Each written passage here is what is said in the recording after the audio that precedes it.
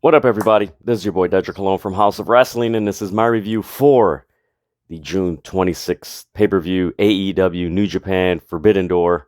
Like, share, comment, subscribe, follow House of Wrestling on all social media platforms. Follow me, Dedrian180, on TikTok, Twitter, and Instagram. Man, this pay-per-view was something else. Just to start off, I did attend this pay-per-view at the United Center in Chicago. Uh, the atmosphere was electric.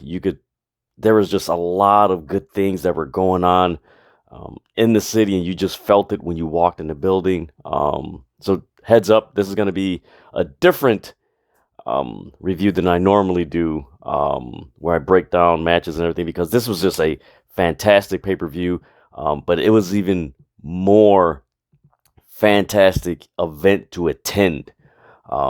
Man, the fans were into it from the start.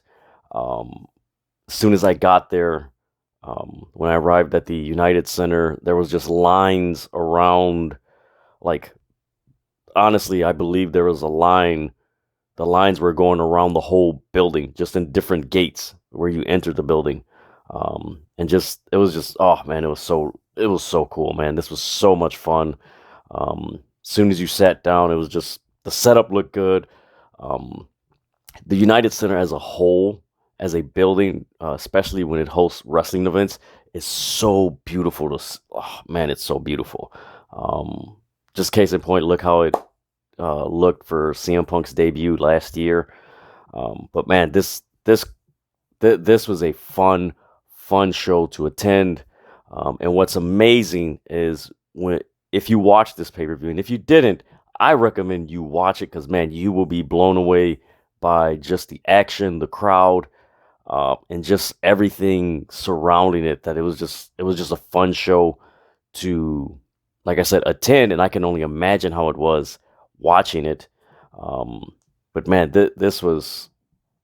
I would say this was probably one of my top five wrestling shows that I've attended, and I've attended seven, nine.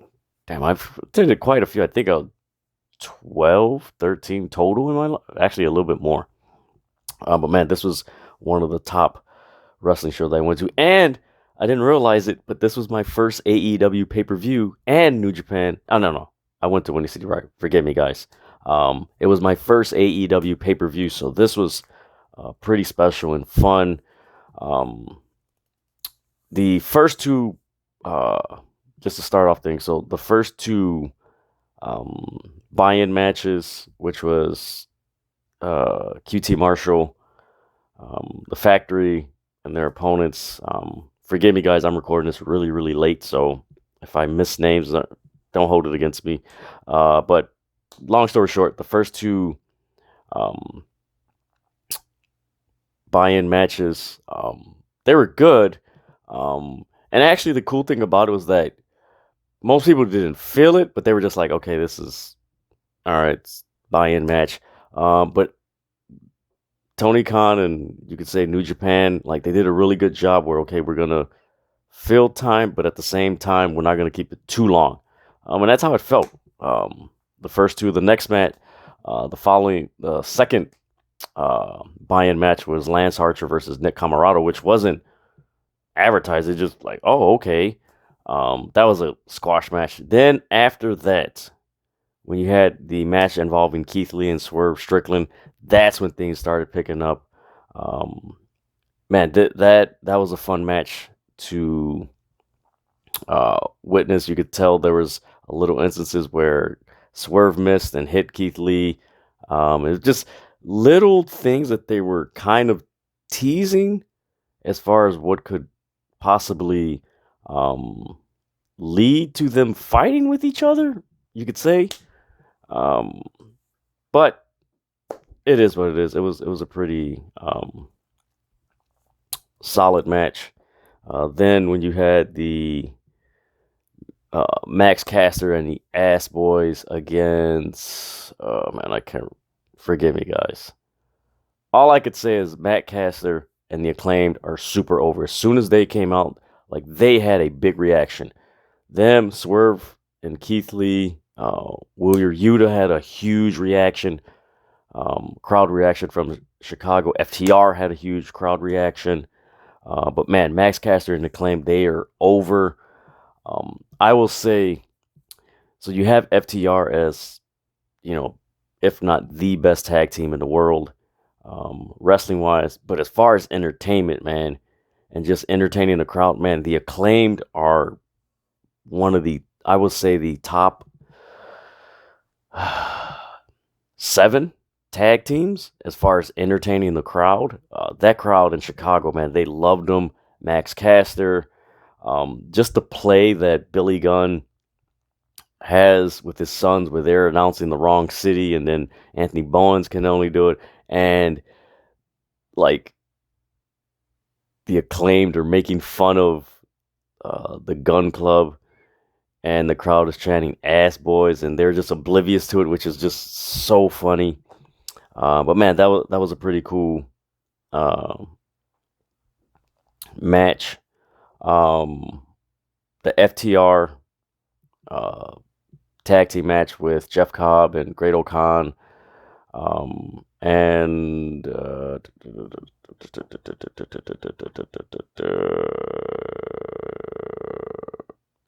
I'm brain locking right now.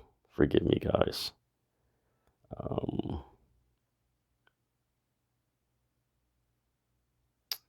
I am going to. It was. Forgive me, guys. It was. There you go. Roppongi Vice. Forgive me. That was a solid match. FTR winning was. Everybody felt it in the crowd. People were talking like, yeah, FTR's got to win. Like, FTR's going to win this. Like, FTR's going to win. Like, you didn't feel like another team. You didn't feel that Jeff Cobb and Great O'Khan were going to win. You just didn't sense that. So FTR is the new IWGP Tag Team Champions because it was winner take all. So they are the IWGP Tag Team Champions. They are the Ring of Honor Tag Team Champions. And they are the AAA Tag Team Champions. All they're missing is the AEW Tag Team titles and the Impact titles. And they could pretty much have every title outside of the WWE. Which is pretty insane. The Fatal 4-Way for the AEW All Atlantic Heavyweight Championship. That match, honestly, I could say that match over-delivered. Miro looked good. Pac looked good.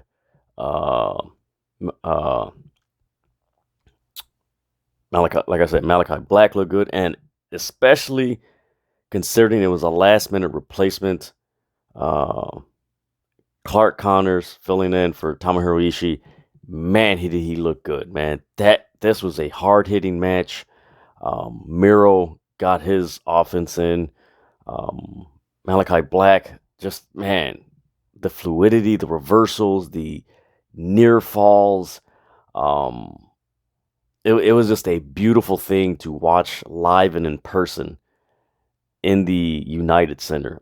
Just seeing these guys perform and just watching this match was a work of art. I enjoyed it, but in the end, Pac is the new AEW All Atlantic champion, which is surprising because more people and expected Miro to win, and for Pac to win, it was like, oh, Miro didn't win, but then it was like, yeah, but Pac's kind of been here from the beginning. He hasn't held any gold whatsoever. To my knowledge, he hasn't held any gold. So that was like, well. I mean, Pac does put out some banger matches, man. Like, dude, oh, man. He puts out some good matches. Then you had the Young Bucks and El Phantasmo versus Sting, Shingo Takada, and Darby Allin. This was a fun match. The star of this match was Sting. It's crazy because in my section, I was talking to a few people and we all said the same thing. It's like, there's a reason why Sting and The Undertaker match never happened was because Sting was in better shape than the Undertaker. So it was like okay, it makes sense. But man, Sting at 63, he did an amazing job. The way this match started was so like you didn't expect it. Um, Darby came out, Shingo came out, Shingo Takada came out, Darby came out, Sting's music hit. He didn't come out. So you had the Young Bucks come out, and they did a beautiful job of mixing the Young Bucks music with the Bullet Club. So you had El Phantasmo and um, Hikuleo come out. Then the lights go off. Then in the, you could say in the catwalk, yeah, in the upper rafters and everything. There you go.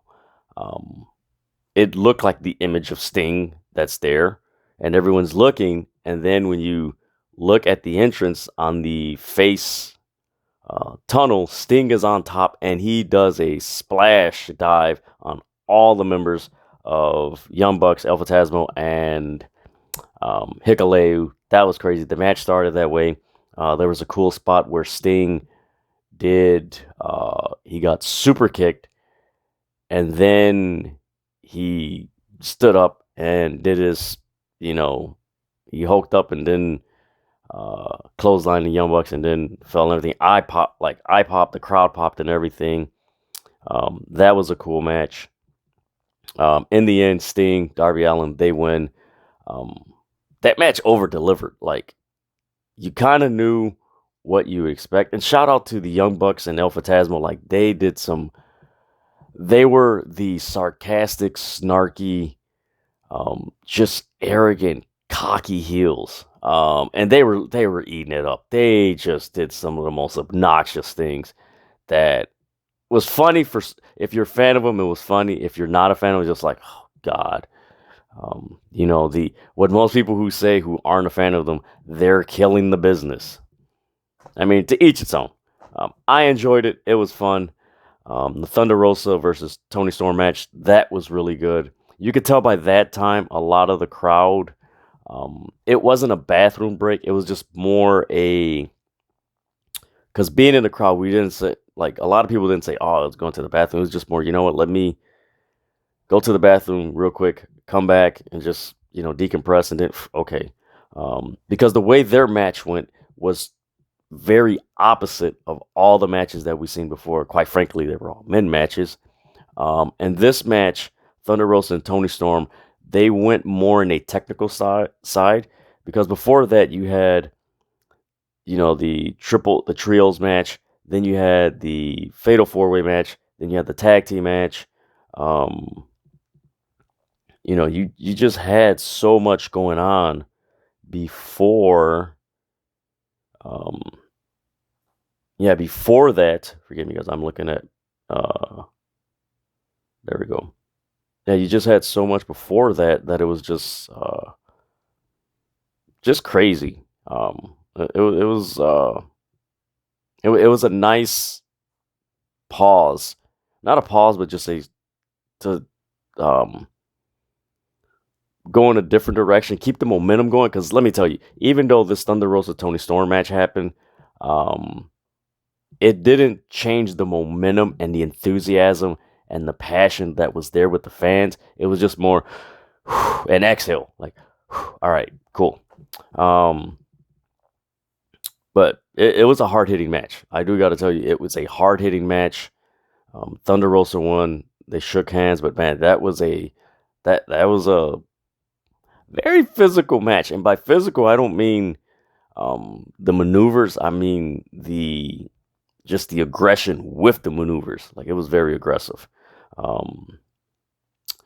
So from there, I'm going to go back to the beginning because I told him, forgive me, guys. It's been a long, fun night. But the show did start with Jericho, Sammy Guevara, Suzuki, Eddie Kingston, Yuta, and Shota Umo. Wheeler Yuta. That guy's over. This crowd loved him, from his entrance to the way he wrestled. The star, I would say the star of that match was Wheeler Yuta, Suzuki, Chris Jericho, and Eddie Kingston. Like, those guys. And Shota Umo. Like they were the stars. Sammy Guevara, like I don't know. It's crazy to think of where Sammy Guevara is right now. He's former TNT champion, but this match, like I mean, he did his usual crazy stuff, but not usual crazy. Like oh my god, like what is he thinking? The Spanish fly and those moves like that, but Jericho, Suzuki, and Eddie Kingston, the the forearms and the chops that Eddie Kingston and Suzuki were giving each other, man, that was intense. That was the match right there. That was pretty intense. Um, Now I enjoy Suzuki watch. I've watched Suzuki live. Um, what was it? I watched them live twice already. Yeah, I watched them like twice. That was a fun match to start off. Then after the Thunder Rosa Tony Storm match, you had Will Ospreay and Orange Cassidy. And I said it before this pay per view, and I'll say it again. That Will Ospreay Orange Cassidy match over delivered. A lot of people underestimated Orange Cassidy, always a comedy wrestler. Why is he in the ring with um, Will Ospreay? They just don't mix. Will Ospreay is a serious wrestler who's a fantastic wrestler, and Orange Cassidy just yeah, he's really not there. And no, this match was fun. Um, it looked like Ospreay was just like the creativity to implement the things that Orange Cassidy does in his matches, the comedy stuff, and the soft kicks and stuff like that, to incorporate that with Will Ospreay's style and have it mesh and have it be so fluid in this match, man. I will say it was a work of art. It was fun. The crowd ate it up. They enjoyed it. We were having a blast with this match. And the way this match went. And there was a few matches where on paper and just watch it, you're just like, okay, this person's going to win. But they did a very good job of giving you that 10, 15% doubt. Like, maybe this person might actually win and not this person. Like, And this was that match. It's hard for me to articulate and describe the counters that Orange Cassidy did to Will Ospreay and the stuff that Will Ospreay did to Orange Cassidy. It was just a fun ride of a match. I enjoyed it. It was fun. It was so damn fun. I enjoyed it. The crowd enjoyed it.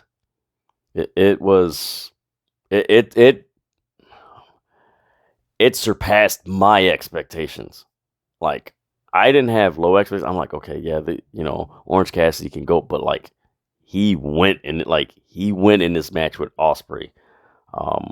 And that's the one match that I think after this pay-per-view and going forward, a lot of people really aren't going to have the Orange Cassidy's this, Orange Cassidy that. Like, no, he really stood his own with Will Ospreay, and that was a fun match to watch. From there, we get Zack Sabre Jr., and the mystery with this match was, okay, who is Bryan Danielson's partner or not partner, who's going to fill in for him for tonight, and then, of course, at Blood and Guts. So, man, I would say the whole night. Like, they didn't give a break of, like, entrances. They went from, like, one entrance to the next entrance. Like, it was just so fluid. So, you had Zack Sabre Jr., he comes out, he's on the ropes and everything. And then, of course, you see the video screen pops up, and you get the Swiss logo that Cesaro was famously known, and that crowd popped for Cesaro. now known as Claudio Castagnoli. I believe that's how you pronounce it. Casta Castagnolelli or something. Forgive me. I'll just call him Claudio. So Claudio, formerly known as Cesaro, was the guy that faced Zack Sabre Jr. This was another match that over delivered. It was so cool, refreshing to see Cesaro in, if you want to say, in a match that had stakes. He could be himself, and the crowd ate it up, man. What we watched tonight and what I watched tonight was, we did not see Cesaro. We saw Claudio from Ring of Honor before he went to WWE, and he looked good. There was a few spots where we're just like, is this like all right? But man, him and Zack Sabre Jr. There were. This was the first match that I've seen Claudio, aka Cesaro, really display his technical wrestling side. Like, there was a lot of moments in, like, the stuff that him and Zack Sabre Jr. were doing as far as mat wrestling and countering submission holds on the mat was just, man, that was insane, man. I have not seen anything like that for quite some time. But man, this was a beautiful, beautiful match to watch. Of course, the crowd was wanting Cesaro to do the spin. He didn't do that, but he did do it later on. I'll get to that. But in the end, he wins. So you have Claudio filling in for Bryan Danielson at Blood and Guts. So the Blackpool Combat Club, for now, has Bryan Danielson, Jon Moxley, Wheeler Yuta, and Claudio. That's a pretty dope faction, man. That's going to be fun. That is going to be fun to see. But man, it was so good to see Cesaro, aka Claudio. The crowd ate it up. It was just so, you could tell he just enjoyed, like, the reaction they got. And what was so beautiful about the reaction that Claudio, aka Cesaro, got from the Chicago crowd and that Forbidden Door crowd was, in WWE, he always got a huge reaction, but then the match, he lost, or it was just something, a DQ or what have you.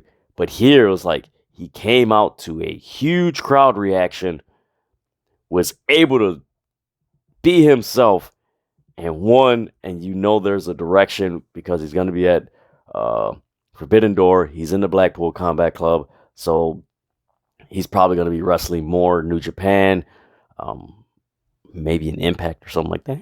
I don't know, whatever their relationship is.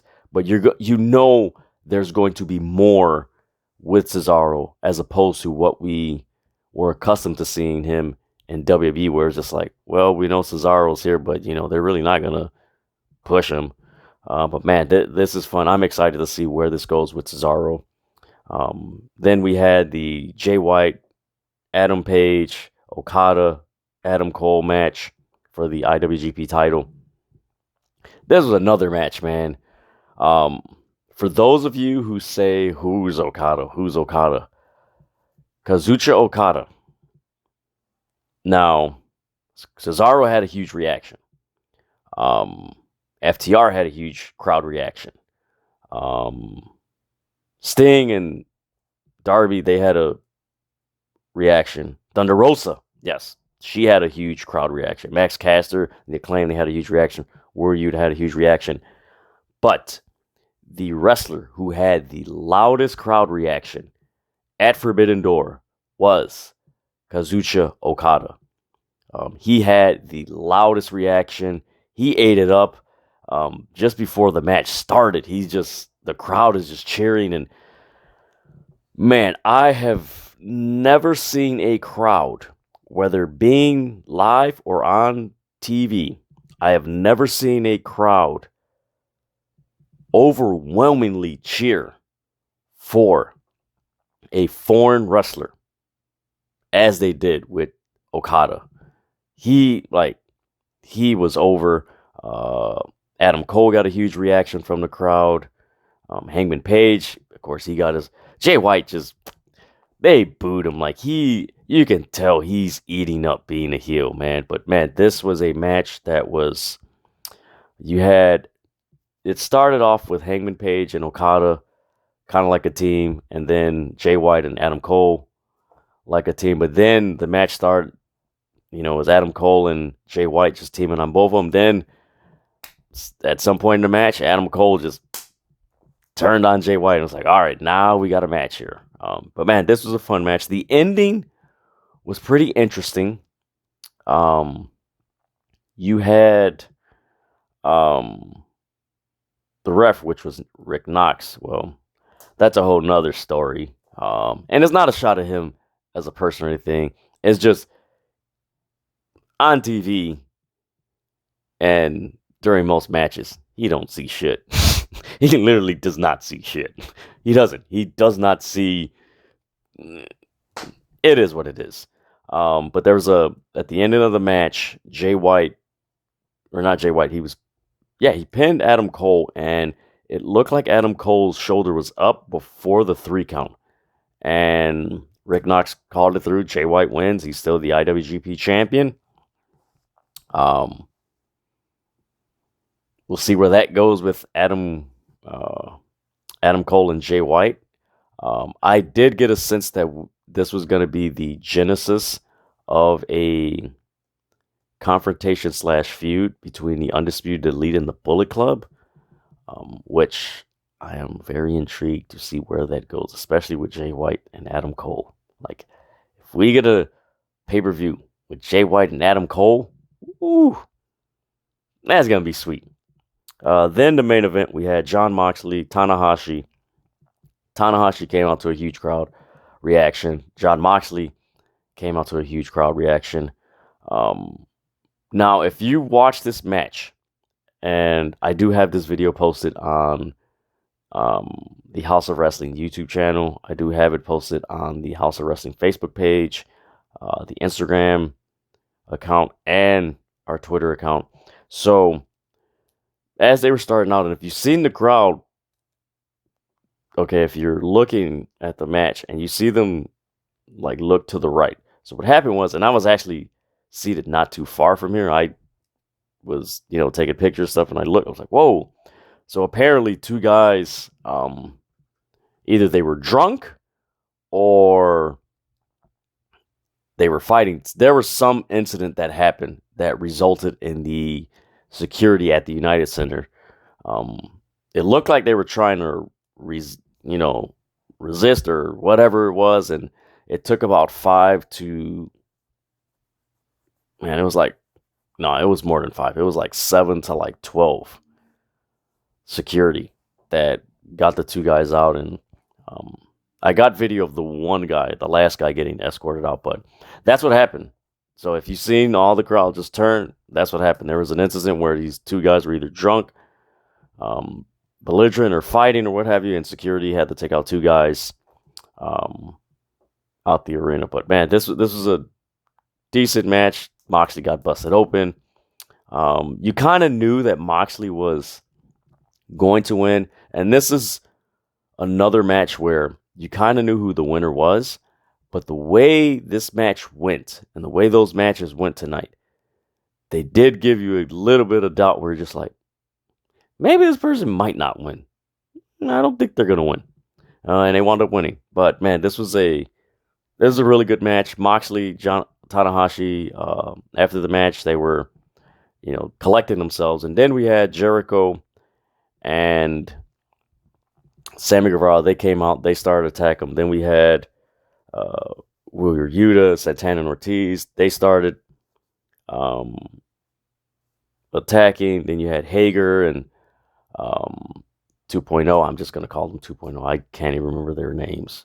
I think Daddy Longleg. I don't know what his name is. So you had all those guys in. Then you had Claudio Music Hits. He comes out. He clears house. Then you have Eddie Kingston arguing with Moxley. And if you don't know, Eddie Kingston and Claudio, formerly known as Cesaro, they have a history going back to Ring of Honor. Check it out. They've talked about it on several podcasts and stuff like that. More Eddie Kingston. Google it, YouTube it. You'll see Claudio versus Eddie Kingston. There's some history there. So that's where that went. And of course, you had Moxley showing honoring Tanahashi, bowing to him and everything. And that was a really cool moment. That's how the show ended. Afterwards, you had Tony Khan come out. He brought up -1, Brody Lee Jr. He came out to a huge reaction. It was fun because he introduced all the guys, including Eddie Kingston. It was touching, and I do got to say I'm proud of the Chicago wrestling crowd that were just chanting Brody, Brody, Brody, Brody. I enjoyed that, and knowing that Brody Lee Jr. That's going to mean a lot to him to see all those. And let me tell you, the United Center, which seats 20,000 people, it had to be about 17 to 18,000 that were cheering in unison for him, and that was cool. Moxley talked about pro wrestling, like pro wrestling will never die. This is you guys got a chance to see pro wrestling from two different companies who were passionate about pro wrestling, and yes, we did. And that was the Forbidden Door. Like I said, man, this was a fun, very fun pay-per-view to attend. I had fun. It was cool meeting the two guys from Ohio. I did meet TikToker Soplex. That was cool because I heard his voice. I'm like, oh man, met him. That was really cool. But this was a fun pay-per-view. Getting the tickets wasn't cheerful because it was a chore to try to get these tickets. But man, it was fun. I enjoyed it. I will send a thank you to my dad. He got the tickets for me because the tickets went on sale the same week as my birthday. So he here, got for thank you to my dad for giving me those tickets. This was fun. This was so much fun.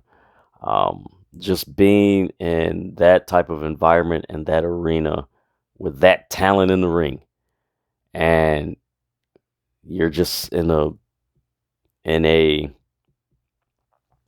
event where you're with people in unison that are just enjoying the same thing you are and just having fun, man.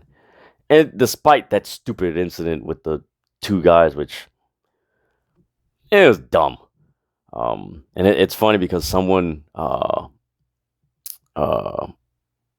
young guy, young man, he asked me, he's like, oh, so they're banned from AEW events. And I believe he was from another city or what have you. He's like, yeah, they would ban from AEW. I'm like, no. In Chicago, no. They're banned from the United Center for stuff like that. Like, they don't play that. And talking to the gentleman behind me that was from Ohio, and he never went to a wrestling event in Chicago. He was just like, yo, Chicago, watching wrestling in Chicago is something different. Like, this is a whole nother level of experiencing pro wrestling. Like, this isn't this isn't anything. Like, no, this is something cool and fun. But man, it was a fun show. I enjoyed it. Honestly, I do think this was a great way to introduce New Japan Pro Wrestling to the AEW fans who aren't familiar with New Japan. It was fun, and the one thing that all of us were saying, even before we got to the Moxley Tanahashi match, we're like, this show has been a banger. Can you imagine if Omega wasn't injured? Bryan Danielson, CM Punk, if the incident and issues with Jeff Hardy weren't happening, like, can you imagine how this card would have shaped up? Jungle Boy, like, can you imagine?